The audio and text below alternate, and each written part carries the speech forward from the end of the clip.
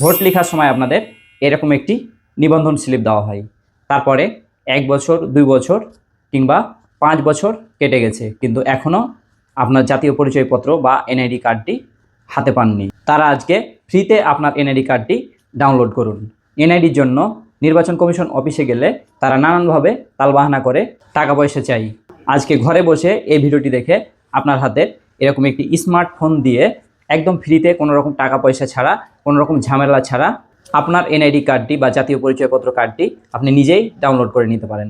তো আর কথা নয়, এবার মূল কাজে চলে যাব। যাওয়ার আগে আরও একটি গুরুত্বপূর্ণ কথা বলে নিই। যাদের এরকম স্মার্ট কার্ড রয়েছে, কিন্তু আপনারা জানেন এই কার্ডটি অত্যন্ত গুরুত্বপূর্ণ প্রতিটা বাংলাদেশের নাগরিকের জন্য। আপনারা যদি মনে করেন এই কার্ডটি বাসায় রেখে ডুপ্লিকেট এরকম একটি কার্ড ডাউনলোড করে যেখানে সেখানে ব্যবহার করবেন, তাহলে আপনিও এই কার্ডটি ডাউনলোড করে নিতে পারেন।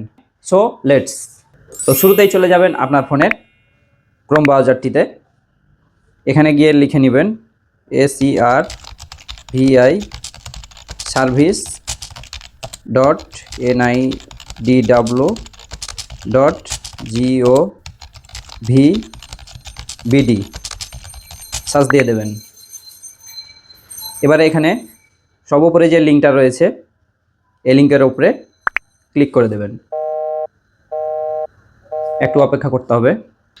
অ্যাকাউন্ট রেজিস্টার, এখানে এসে দেখতে পাচ্ছেন জাতীয় পরিচয়পত্র নম্বর অথবা ফর্ম নম্বর দিয়ে এই ফর্মটি পূরণ করে সাবমিট করতে হবে।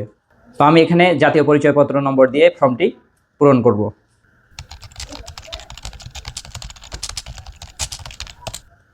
আমার জাতীয় পরিচয়পত্র নম্বর দেওয়া হয়ে গেছে।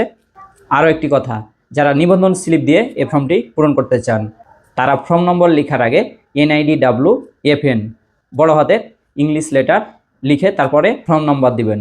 তো এখানে জন্ম তারিখ, মাস, বছর দিয়ে দিতে হবে। তো আমি এখানে জন্ম তারিখটি দিয়ে দেব।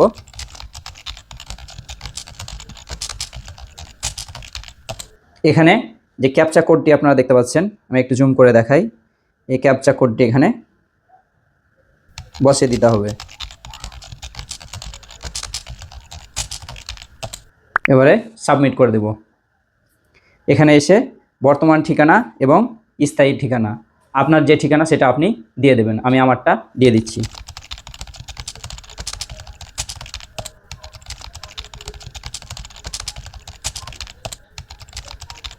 আমার বর্তমান ঠিকানা এবং স্থায়ী ঠিকানা দেওয়া হয়ে গেছে। এবার পরবর্তীতে ক্লিক করে দেব। এখানে এসে ভোট লেখার সময় আপনি আপনার ভোটার লিস্টে যে মোবাইল নাম্বারটি দিয়েছিলেন সেই নাম্বারে একটি OTP কোড যাবে। আর যদি সেই নাম্বারটি আপনি পরিবর্তন করতে চান, তাহলে যোগাযোগের তথ্য পরিবর্তন এখানে ক্লিক করে আপনি নাম্বারটি পরিবর্তন করে নিতে পারেন। তো আমি আমার আগের নাম্বারটিতে OTP কোড পাঠাবো। আমি কোডটি টিপে দিলাম। এবার পরবর্তীতে চলে যাব। এখানে এসে আপনাকে গুগল ক্রোমে গিয়ে NID ওয়ালেট নামে একটি অ্যাপস ডাউনলোড করে নিতে হবে। আপনার স্ক্রিনটা লক্ষ্য করুন, এই অ্যাপসটি আপনাদের ডাউনলোড করে নিতে হবে। তো আমার যেহেতু এটা ডাউনলোড করা রয়েছে, আমি ট্যাপ টু ওপেন NID ওয়ালেটে ক্লিক করে দেব। এখানে এসে আপনাদের ফেস ভেরিফিকেশানটা করা হবে। এভাবে ধীরে ধীরে ডানে ঘোরান, এবার ধীরে ধীরে বামে ঘোরান। আমার ফেস ভেরিফিকেশনটি সম্পূর্ণ হয়েছে। এবার ঠিক আছেতে ক্লিক করে দেব। এবার NID কার্ডে আমাকে স্বাগতম জানাচ্ছে। এবারে এই লেখাটি পড়ে নিন। আমরা আপনাকে পাসওয়ার্ড দিয়ে আপনার অ্যাকাউন্টটি সুরক্ষিত করার পরামর্শ দিচ্ছি। আপনি যদি পাসওয়ার্ড ভুলে যান, তবে পুনরায় সেট করার জন্য আপনার মোবাইল নম্বর ব্যবহার করতে হবে। আপনি যদি কোনো পাসওয়ার্ড সেট না করেন, তবে আপনার অ্যাকাউন্টে পুনরায় প্রবেশ করতে আপনার এই প্রক্রিয়াটি পুনরায় করতে হবে। তো এই মুহূর্তে আমি পাসওয়ার্ডটি সেট করছি না, এড়িয়ে যান একটা ক্লিক করে দেব। এবার এখানে এসে আমার অ্যাকাউন্টের সমস্ত তথ্য দেখাচ্ছে। আমি স্ক্রল করে নিচের দিকে এসে এই ডাউনলোড অপশনে ক্লিক করলে আপনার NID কার্ডটি PDF আকারে ডাউনলোড হয়ে চলে আসবে। তারপর আপনারা এটাকে কম্পিউটারের দোকান থেকে বের করে যে কোনো সরকারি বেসরকারি কাজে ব্যবহার করতে পারেন।